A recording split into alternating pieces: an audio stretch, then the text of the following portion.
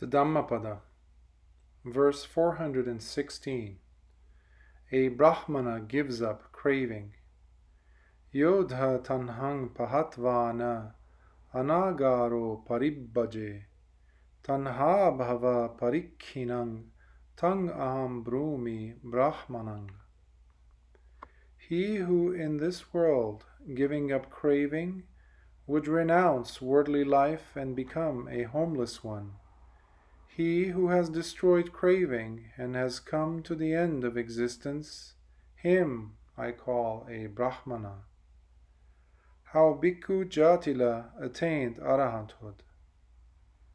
Soon after the passing away of the previous Buddha Kassapa, an arahant monk went round for donations to build a stupa where the relics of Kassapa Buddha were to be enshrined. The monk came to the house of a goldsmith who was at that time engaged in a heated quarrel with his wife.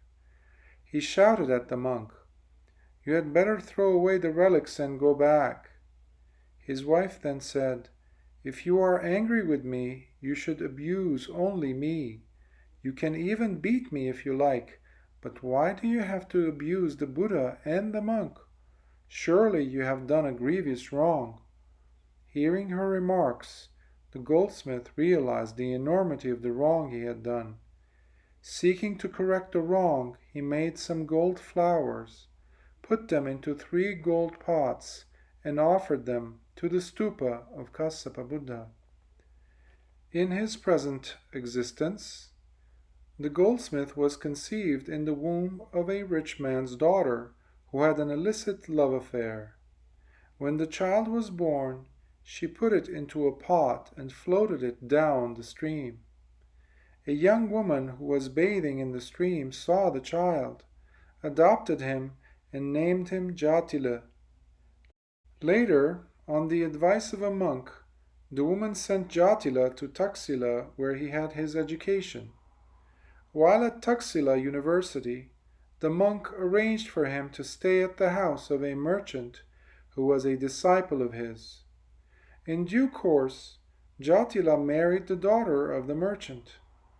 Soon after the marriage, a large mound of gold was discovered in the backyard of the house, which was newly built for the couple.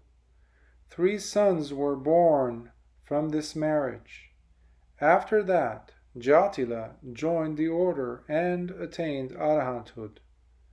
One day, as the Buddha went on an alms round with some bhikkhus, including Jatila, they came to the house of the sons of Jatila. The sons offered alms food to the Buddha and his disciples for 15 days. Some time afterwards, the bhikkhus asked Jatila whether he was still attached to his mound of gold and his sons, and he answered that he had no more attachment to them. The bhikkhus then reported what Jatila had said to the Buddha, and the Buddha replied, "Bhikkhus, Jatila has got rid of craving and pride. He has attained arahanthood." The author includes a second story under this verse. The celestial mansion of Jyotika. Jyotika was a famous rich man from Rajagaha. He lived in a stately mansion. There were 7 walls around his mansion, each of which had an entrance guarded by some spirits. The fame of his wealth spread far and wide, and many people came to see his mansion. On one occasion, King Bimbisara came to visit Jyotika, bringing his son Ajatasattu with him. Ajatasattu, seeing the grandeur of Jyotika's mansion, vowed that he would not allow Jyotika to live in such a magnificent mansion when he became king. On the king's departure from his house, Jyotika presented the king with a large priceless ruby. It was the custom of Jyotika to give presents to all visitors who came to see him. When Ajatasattu ascended the throne after killing his father, King Bimbisara, he came with his soldiers to take the mansion of Jyotika by force. But as all the gates were guarded by the spirits, Ajatasattu and his soldiers had to retreat. The king proceeded to the Veluvana monastery, and he found Jyotika listening to a discourse given by the Buddha. Seeing Jyotika at the feet of the Buddha, the king explained, "After making your guards fight me, you are now pretending to be listening to a discourse?" Jyotika realized that the king had gone to take his place by force, and that he had been compelled to retreat. In a past existence, Jyotika had made a solemn wish that his property might not be taken away from him against his wish, and this wish had been fulfilled. So Jyotika said to him, "O king, my property cannot be taken away against my wish."